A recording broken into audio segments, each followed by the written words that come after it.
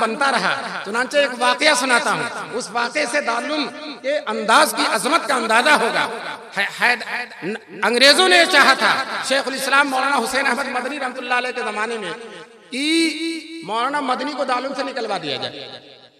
क्यों? अंग्रेजों के खिलाफ शमशीरें पहना थे, ललकारते थे अंग्रेजों को, अंग्रेजों की हालत खराब होती थी।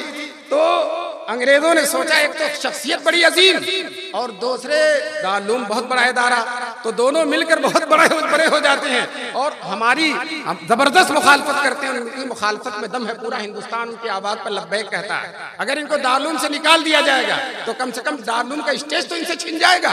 चुनांचे अंग्रेज तो कुछ कर नहीं सकता था। क्यों? दारुल एक पैसा भी अंग्रेजों से नहीं लेता था, एक पैसा भी हुकूमत से नहीं लेता था। लेकिन हैदराबाद के नवाब अंग्रेजों के तरफदार थे। अब अंग्रेजों ने हैदराबाद के नवाब को इस्तेमाल किया।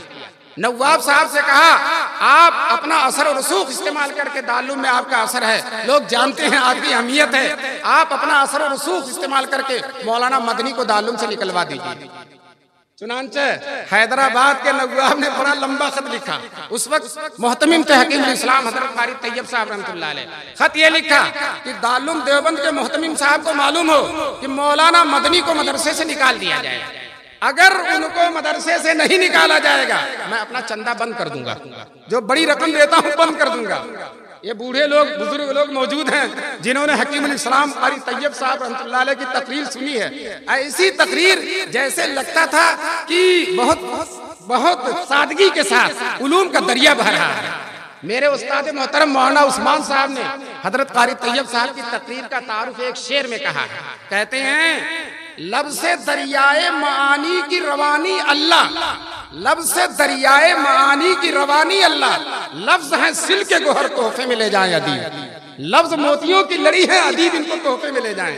दोस्तों कारी तैयब साहब ने बड़ा प्यारा जवाब लिखा, आबे जर से लिखने के काबिल है। जवाब ये लिखा हैदराबाद के नवाब को।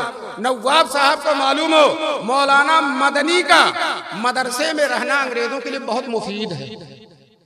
क्यों?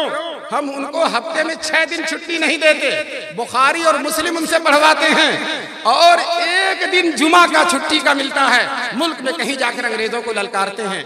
अगर हमने उनको मदरसे से निकाल दिया तो उनका पूरा हफ्ता खाली हो जाएगा और पूरा हफ्ता अगर खाली होगा तो अब एक दिन के बजाय 7 दिन हम हफ्ते में अंग्रेजों की मुखालफत करेंगे, ललकारेंगे, गरजेंगे अंग्रेजों पर। और अंग्रेज को अगर 7 साल में जाना तो 1 साल में जाना पड़ जाएगा। इसलिए अंग्रेजों की भलाई इसी में है कि मौलाना को मदरसे में रखा जाए, इस शेर को पिंजरे में बंद रखा जाए। ये खत लिख कर भेज दिया।